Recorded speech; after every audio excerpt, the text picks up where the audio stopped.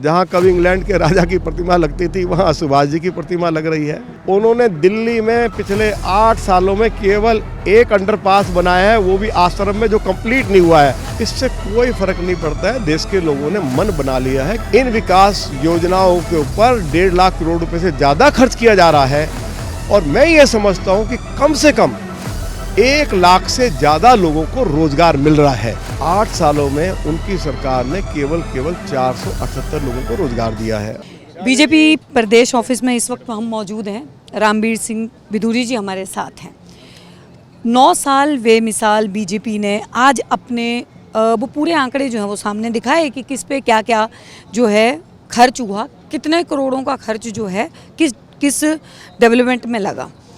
लेकिन विदुर जी, एक सवाल जो सबसे बड़ा ये है कि दिल्ली की जनता सबसे बड़ा एक सवाल पूछती है कि सरकार जो है वो रोज़गार पे बात नहीं करती है। सरकार जो है धरातल के मुद्दे जो हैं, साफ़ सफाई से लेके वो सारी, उन पे बात नहीं करती है बीजेपी। उनकी बातों के लिए वो नंबर 1 पे पसंद कर रही है केजरीवाल सरकार को। क्या लगता है? आप मुझे बताइए, अरविंद केजरीवाल ने आज से 2 साल पहले जो बजट पेश किया था, उन्होंने कहा था ये रोजगार बजट है, 20 लाख लोगों को रोजगार देंगे। अरविंद केजरीवाल बता दें, अगर उन्होंने 20 लोगों को भी अगर रोजगार दिया हो तो आप उनसे ज़रा पूछ लीजिए।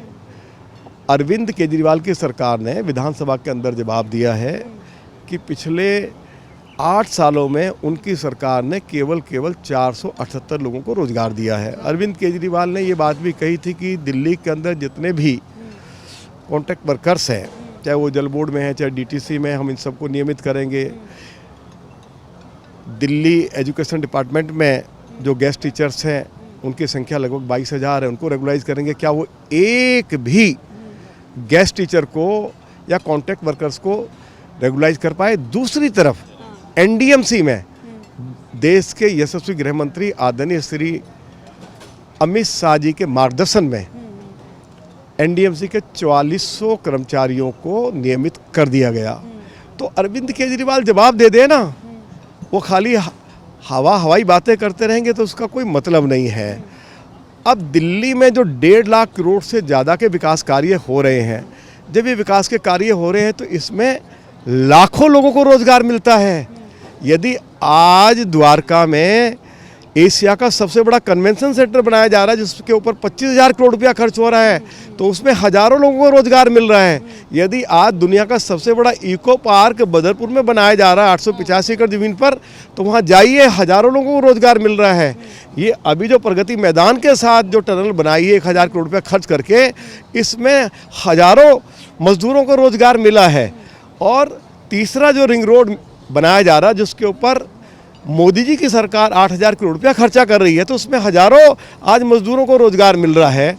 तो दिल्ली के अंदर जो अनेक विकास योजनाएं मोदी जी की सरकार के द्वारा चलाई जा रही हैं, इन विकास योजनाओं के ऊपर 1.5 लाख करोड़ रुपए से ज़्यादा खर्च किया जा रहा है और मैं ये समझता हूँ कि कम से कम 1 लाख से ज़्यादा लोगों को रोजगार मिल रहा है। तो अरविंद केजरीवाल जवाब दें, अरविंद केजरीवाल बताएं ना, उन्होंने पिछले 8 सालों में ऐसा कौन सा कार्य किया है जिसके लिए उनको याद किया जाएगा। यदि आज मोदी जी ने कर्तव्य पथ बनाया है, यदि वहाँ सुभाष जी की प्रतिमा लगाई है, तो आज वहाँ लाखों लोग जाते हैं और वहाँ हजारों लोगों को रोजगार मिल रहा है। यदि मोदी जी ने नेशनल वार मेमोरियल बनाया है तो आज उसको देखने के लिए हजारों लोग जा रहे हैं, लोगों को रोजगार भी मिल रहा है। जो बेचारे खोखा पट्टी वाले लोग हैं, पुलिस वार मेमोरियल बनाया है, वहाँ सैकड़ों लोग जाते हैं, वहाँ खोखा पट्टी के लोग बेचारे अपना सामान बेचते हैं, तो रोजगार मिलता है या नहीं मिलता है? जो आप खोखा पट्टी वालों की, आप रेड़ा पटड़ी वालों की आप बात कर रहे हैं, अक्सर जब हम ग्राउंड पे जाते हैं वही लोग तो सबसे ज़्यादा परेशान होते हैं, क्योंकि वो कहते हैं कि कमेटी वाले आ रहे हैं, एमसीडी वाले आ रहे हैं भर के उनके सामान को, जबकि और ज़्यादा नुकसान जो है वो उनको होता है। तो मैं आपके चैनल के माध्यम से अरविंद केजरीवाल से मांग करूँगा, दिल्ली में भी उनकी सरकार है और म्यूनिसिपल कॉरपोरेशन में भी उनकी सरकार है, उनकी म्यूनिसिपल कॉरपोरेशन ही इन गरीब लोगों को, लेकिन सरकार तो अभी आई है चंद महीने अरे भाई अभी मैं तो कहता हूँ ना, अभी की बात कर रहा हूँ ना।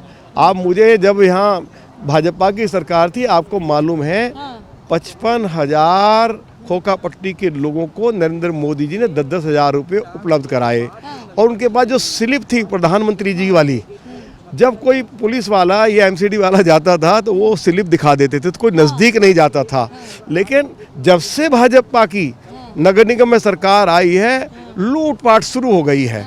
हम नहीं कह रहे हैं, आप पूछो जाके खोकापट्टी के लोगों से कि भाई जब यहाँ भाजपा की सरकार थी नगर निगम में, क्या इस तरह की उस समय लूटपाट थी जो आज लूटपाट आम आदमी पार्टी की नगर निगम की सरकार कर रही है। अच्छा, एक बात बताइए विदुरी जी, जहाँ पे पूरा विपक्ष जो है वो एक हो रहा है, अगर बात की जाए ममता बनर्जी भी हो गई हैं, उद्धव से मिल रहे हैं, केजरीवाल जी, ये महागठबंधन कहीं ना कहीं बीजेपी को जो है टक्कर तो नहीं दे पाएगा, नुकसान तो नहीं दे जाएगा 2024? देखिए, उत्तर प्रदेश में वो एक हो गए थे। मैं आपको बहुत स्पष्ट कर रहा हूँ, वो एक हो जाए वो दो रहें, इससे कोई फर्क नहीं पड़ता है। देश के लोगों ने मन बना लिया है कि तीसरी बार भी हम देश के यशस्वी प्रधानमंत्री आदरणीय नरेंद्र मोदी जी को 350 सीटें जिताकर देंगे। मोदी जी ने देश भर में जो विकास के कार्य किए हैं, अनेक जन कल्याणकारी योजनाएं चलाई हैं। देश का चाहे वो किसी भी जाति और धर्म का व्यक्ति हो, वो उससे बहुत खुश है। और लोगों से आप जाके बात करिए कि भाई ये जो चुनाव आ रहा है, आप ये जो विपक्ष जो इकट्ठा हो रहा है, क्या आपका झुकाव उस तरफ होगा, या आप जो चुनाव आ रहा है उसमें आप प्रधानमंत्री के लिए नरेंद्र मोदी जी को वोट देंगे? तो एक एक व्यक्ति के मुंह से निकलेगा। लेकिन संसद भवन के अगर उद्घाटन की बात की जाए तो उसके लिए भी बॉयकॉट कर रहा है विपक्ष तो। अरे मैं ये कहता हूँ, वो क्या कर रहे हैं वो तो वो जाने। एक अच्छा पार्लियामेंट हाउस देश के यशस्वी प्रधानमंत्री आदरणीय श्री नरेंद्र मोदी जी ने देश को दिया है, उसका हम लोग स्वागत करते हैं और पूरा देश उनको धन्यवाद दे रहा है।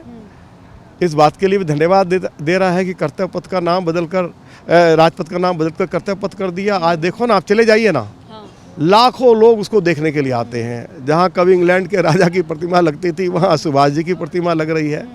तो ये जो कमाल मोदी जी ने किया है, और दिल्ली के बारे में मैंने इतना विस्तार से जानकारी दी है कि क्या क्या विकास की योजनाएं दिल्ली में चल रही है, उनके ऊपर कितनी धनराशि मोदी जी की सरकार खर्च कर रही है।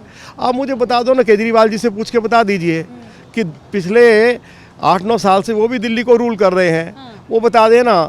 फ्लाईओवर तो छोड़िए, उन्होंने दिल्ली में पिछले 8 सालों में केवल एक अंडरपास बनाया है, वो भी आश्रम में, जो कंप्लीट नहीं हुआ है। खाली नखून कटवा कर अपने आप को शहीद घोषित करते रहते हैं। हमने अंडरपास बना दिया, जाके देखो ना उस अंडरपास को। आप जो मोदी जी ने टनल बनाई उसके साथ उसका कंपैरिजन करिए तो आपको समझ आ जाएगा कि काम की क्वालिटी कैसी है। जो मोदी जी ने टनल बनाई उसकी क्वालिटी कैसी है, और जो अरविंद केजरीवाल ने अंडरपास बनाया है जो कंप्लीट भी नहीं हुआ, 3 साल में कंप्लीट नहीं कर पाए हैं। तो ये है अरविंद अंतिम सवाल मैं ले रही हूँ। 28 तारीख को जिस तरीके से उद्घाटन जो है वो होना है संसद का, वहीं पे अगर बात की जाए तो 1 महीने से धरने पे बैठे हुए हैं पहलवान। कल जो उन्होंने कैंडल मार्च निकाला, उसमें 28 तारीख के लिए खाप पंचायतों ने अल्टीमेटम दिया है कि घेराव होगा, उद्घाटन वाले दिन होगा। क्या लग रहा है? देखिए, FIR दर्ज हो गई है और पुलिस जांच पड़ताल कर रही है, कानून अपना काम करेगा। थोड़ा सा धैर्य रखना चाहिए, बस मैं इतना कहना चाहता हूँ।